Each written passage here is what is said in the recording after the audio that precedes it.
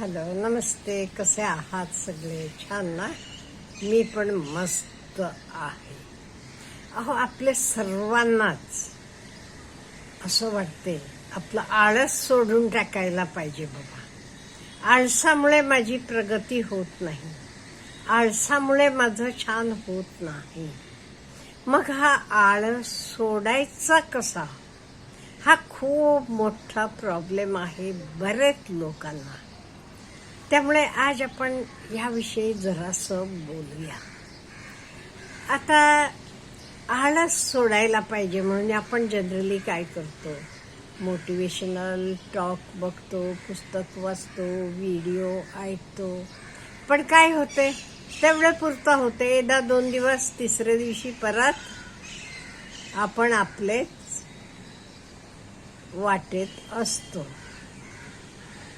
असं आहे का? आपण बरेच लोकांचे, सक्सेसफुल लोकांचे सगळी जीवनचरित्र बघितली. ते जीवनचरित्रात काय असते? ते बहुतेक सगळे लोक पहाटे लवकर उठतात. म्हणून आपणही पहाटे लवकर उठायला पाहिजे असं आहे का? नाही.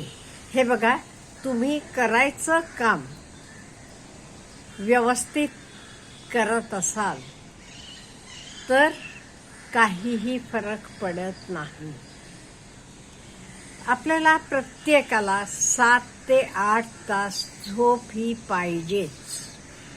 7 ते 8 तास झोप. मग आपण आपलं टाइम ॲडजस्ट करायला पाहिजे. रात्री लवकर झोपणारे सकाळी लवकर उठू शकता. तुम्ही रात्री उशिरापर्यंत काम करत असता किंवा तुमचे ड्युटीवर अवलंबून, मग तुम्ही सकाळी 8ला उठलात, 9ला उठलात, ती ओके, पण तुमची ती झोप पूर्ण व्हायला पाहिजे. पण आपला प्रॉब्लेम काय माहिती आहे का? आपण काही काम करणार, आपण काय करतो? नुसतं मोबाईल घेऊन रोल करत असतो. सकाळी सुद्धा उठल्यावर आधी मोबाईल घेतो, बातम्या बघतो. हल्ली काय आपल्याला निगेटिव्ह बातम्या जास्त असतात. कोण कुठे गेले, कोण काय पोस्ट टाकले, तर सगळं बघतो. म्हणजे परत आपण आपले डोक्यात नेगेटिव्हिटी भरून घेतो. म्हणजे सकाळी उठल्यावर आपण फ्रेश होऊन उठायला पाहिजे. तुम्ही कधीही झोपा, काही नाही का? म्हणजे हल्ली पूर्वीसारखा नाही हो. पूर्वी कसा लवकर झोपायचे, लवकर उठायचे, म्हणजे तेव्हा लाईट्स वगैरे एवढे नव्हते. आता आपल्याला चांगले लाईट्स आहेत, सगळं आहे. त्यामुळे आणि आपलं बॉडी क्लॉक म्हणून असते.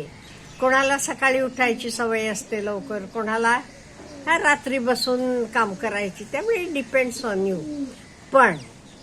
पण सांगते मी, आपण आपलं लाईफस्टाईल ॲडजस्ट करायला पाहिजे आणि उठायची वेळ आणि झोपायची वेळ ठरलेली असायला पाहिजे. तुम्ही कितीलाही उठा, कितीलाही झोपा, हरकत नाही. पण ती वेळ सेम असायला पाहिजे. नाही ते आज एक, उद्या एक, परवा तिसरा, असं नकोय. आपली वेळ ठरवा, ते वेळेप्रमाणे व्यवस्थित ॲडजस्ट करा. हे झालं झोपणं. आणि उठल्यावर तुम्ही असं फ्रेश असायला पाहिजे. उठल्यावर मी काय करतो हे महत्वाचं आहे. आणि मेन म्हणजे आपल्यातले बरेच लोकांना सवय आहे उठल्यावर चहा किंवा कॉफी काहीतरी घ्यायची. पण आपण आठवणीनं असं करायला पाहिजे, उठल्यावर आधी पाणी प्यायला पाहिजे, ॲटलिस्ट ग्लासभर तरी. आता गरम पाणी प्या, कोमट पाणी प्या, लिंबू पाणी प्या, जे काही तुम्हाला आवडते तर. का म्हणजे रात्रभर आपण एक म्हणजे उपाशी असतो. दुसरी गोष्ट म्हणजे आपण बाथरूमला इकडे तिकडे गेल्या वेळा आपल्या शरीरातलं पाणी गेलेलं असते. म्हणून उठल्यावर आधी चांगलं स्वच्छ पाणी प्या, जेवढं तुम्हाला पाहिजे तेवढं. पण पाणी पिणं महत्त्वाचं आहे.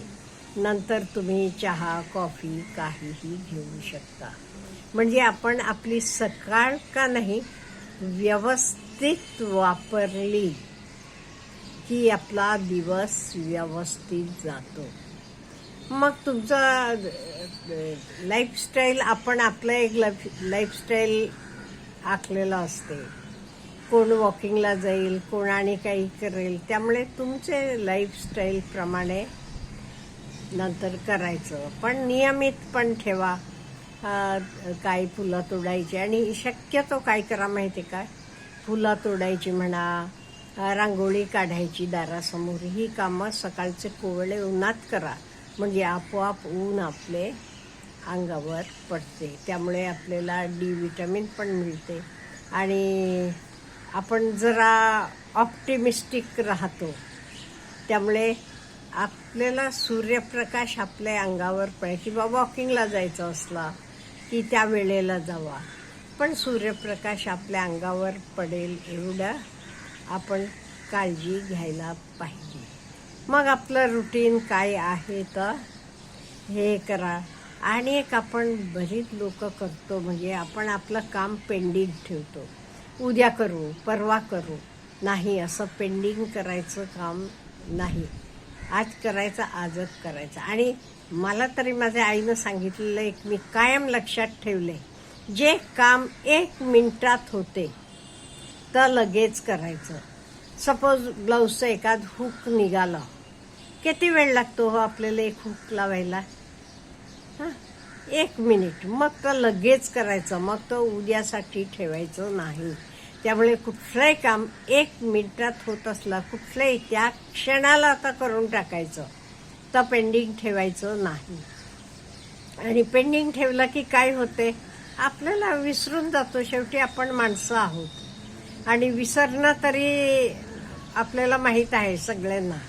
त्यामुळे आपण काय करायचं, हे विसरू नये म्हणून विसरू नये म्हणून इवन आता बाहेर जाताना आपल्याला भाजी किंवा काही काही गोष्टी आणायच्या आहेत, तेव्हा लिस्ट करून घ्यायची आणि आपलं होते तसं टिक करत जायचं. नाही ते काय होते, एकात नुसतं आपण तोडणार ना, मला लक्षात राहते म्हटलं का नाही, एकाच गोष्ट काय तर राहतेच. मला तर असं व्हायचं. मग मी हे सवय केली, जाताना लिस्ट करून घ्यायची आणि माझं तर सगळं काम झाल्यावर तर टिक करत जायचं, म्हणजे काहीही राहत नाही. त्यामुळे शेवटी आपल्या आयुष्याला डिसिप्लिन जरा लावायचं असलं तर आपण प्रयत्न करायला पाहिजे. आणि दुसरं कोणी आपल्याला किंवा आपले जीवनात आपण कसं बदल आणायला पाहिजे किंवा आपलं लाईफ आपण कसं बदलायला पाहिजे, हे लोक आपल्याला जास्त काही करू शकत नाही. हे आपणच करायला पाहिजे. म्हणून म्हणते मी, आपण सेल्फ टॉक करतो का नाही, तेव्हा विचार करायचं, ओके माझं कुठे चुकते, माझं काय चुकते. हो, आपल्या चुका होत असतात, बरेच आपण चुका करतो. त्यामुळे ह्या चुका माझ्या नको व्हायला, ते मी काय करायला पाहिजे. सपोज एक वेळेला राग येतो आपल्याला पटकन, मग राग कसा कंट्रोल करायचा हे आपण कंट्रोल करायला पाहिजे. हे काही लोकांना सांगून नाही होत का. म्हणजे आता लहान मुलं म्हणा, ऐकत नाहीत कधी कधी सांगितलेलं. नो डाऊट आपल्याला माहित आहे त्यांचे चांगल्यासाठी आपण सांगतो, तरी नाही ऐकत. मग आपणही त्यांच्यासारखं वागलं की चालते का? नाही. मग आपण स्वतःला कसं कंट्रोल करायचं हे जरासं प्रयत्नपूर्वक करायला पाहिजे. त्यामुळे आपली काही जीवनशैली बदलायची असली, आपल्याला काही साधना करायची असली, हे आपणच आणू शकतो. म्हणजे मीच आहे माझे जीवनाचा शिल्पकार. लोक सांगतील, तुम्ही मोटिवेशनल टॉक्स बघत असाल, काही वाचत असाल, पण ॲक्च्युअली ॲक्शन घेणं कोण करायचं आहे तर ॲक्शन आपण स्वतः घ्यायला पाहिजे का नाही. मग माझ्या जीवनाचा शिल्पकार कोण आहे? मी आहे ना. हे आपण लक्षात ठेवायला पाहिजे. आणि माझं मी कसं बदलू शकतो, एस्पेशली आळस, माझा आळस मी कसं सोडू शकतो. आपल्या सर्वांना माहिती आहे आळस हा आपला शत्रू आहे. आळसामुळे आपलं ग्रोथ होत नाही. सगळं काही लोक आपण म्हणतो पण नाही माझं नेचरच असं आहे, मी लहानपणीपासूनच. असं काही नसते. कुठल्याही वेळेला कधी तुम्ही तुमचं आयुष्य बदलू शकता, पण तयारी पाहिजे ती स्वतःची, स्वतःचे माइंडसेटची. त्यामुळे आपण नक्की ठरवलं तर स्वतःला बदलू शकतो. Have a good day.